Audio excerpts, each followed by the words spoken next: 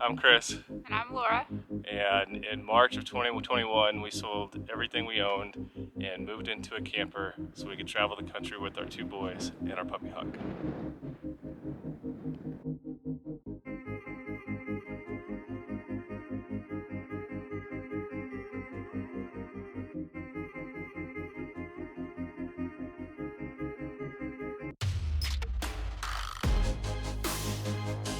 The day after our Antelope Canyon trip, we went and did the Horseshoe Bend overlook, and that was really cool. I could have stayed out there all day. I thought that was so cool. Definitely worth the $10 to park your Yeah. car and walk half a Yeah. mile down to this amazing canyon. And yeah, it's beautiful. Yeah, and you can go kind of as far as you want down either side of it, and you can just kind of explore and get different angles and viewpoints, and very cool.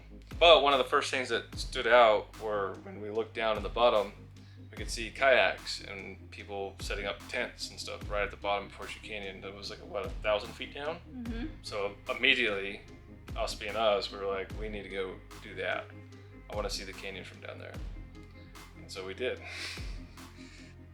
We actually ended up moving from our RV park campsite and we went to Lee's Ferry. So Lee's Ferry is basically the start of the Grand Canyon. So anything north is Glen Canyon, the Glen Canyon, whatever they call it, recreation area, and everything south is the Grand Canyon. Yeah, so the Colorado River runs like basically straight through that camping area. Yeah, the camping area is on the Colorado. It's really cool. So from there, we parked the camper, we slept one night, and the next day they boated us out. So they basically boated us back to Horseshoe Bend and even further up. We were about 12 miles from Lee's Ferry, and they dropped us off with the kayaks, and we set off. They dropped us off at the 12-mile marker, and Horseshoe Bend is at 9 miles. So we only had to paddle for 3 miles to get to our tent site for the night.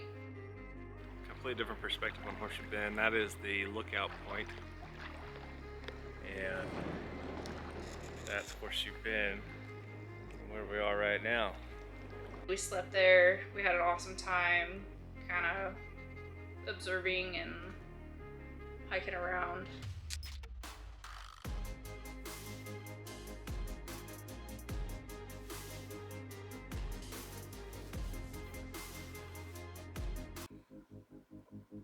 So a couple of days ago, when we were up on that cliff, looking down at Horseshoe Bend, we saw some people kayaking, and we kind of just looked at each other and said, we need to figure out how to make that happen.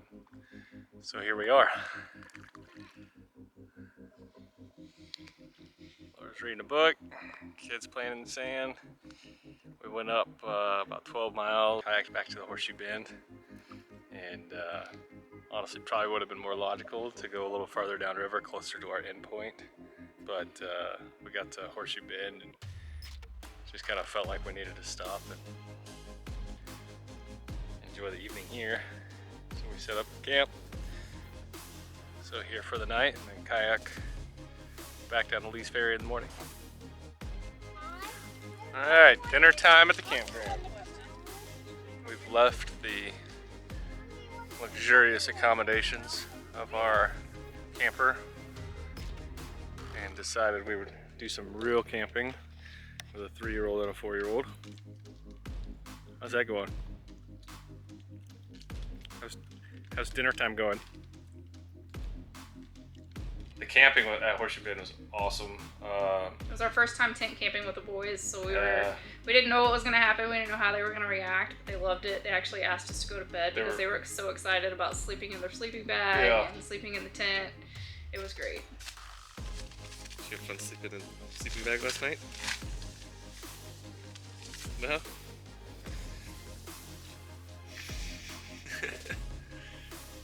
Did you sleep in bag last night? Lucy? Yeah. That's a little hard. A little old for this. Just straight on the sand. No padding. Might take me a couple days to recover. We forgot to pick up some camping pads at the bottom of our sleeping bags. And I was in my head for whatever reason. I've never tent camped on sand like that, so in my head I was thinking I'll just sleep on the sand, no problem. You know, that sand, once you pack it down, like you lay on it for 2 seconds and it's like concrete. Sleeping pads and something to start a fire, always. The sun comes up really early. And the ducks. And the ducks wake you up. So Yeah. we were up about, I don't know, 5:30, 5:45. And so we got an early start paddling back.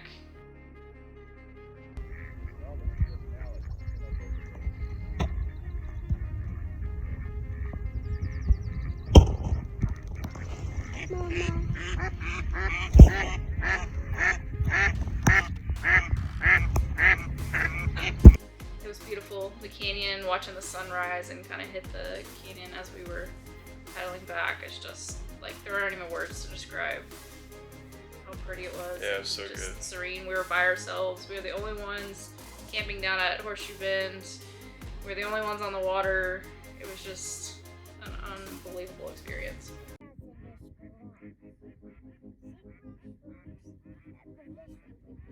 Yeah.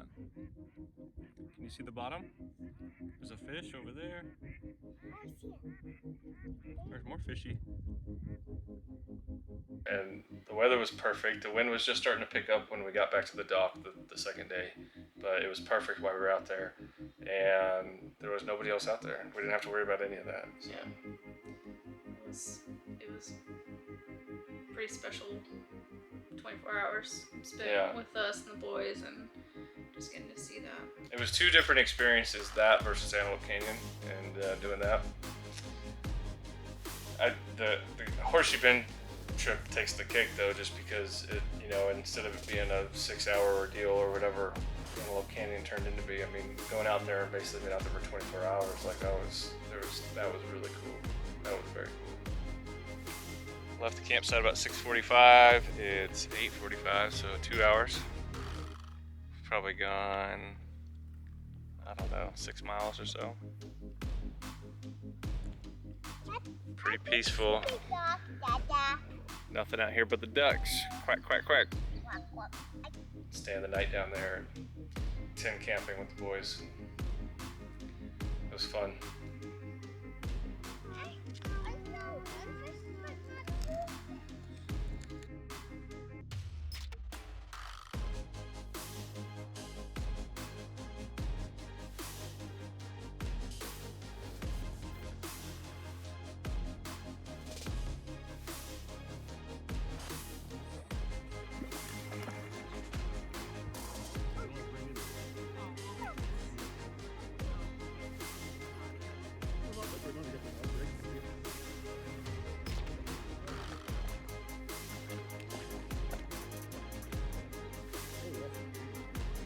Yeah. So that's our Horseshoe Bend trip. Make sure you hit the like button, follow, share with anybody that's going to be in that area. Maybe they'll have some ideas and maybe that help them. After Horseshoe Bend, we took the camper from Lee's Ferry up to Lone Rock Beach. So if you're interested in that, check out our next video.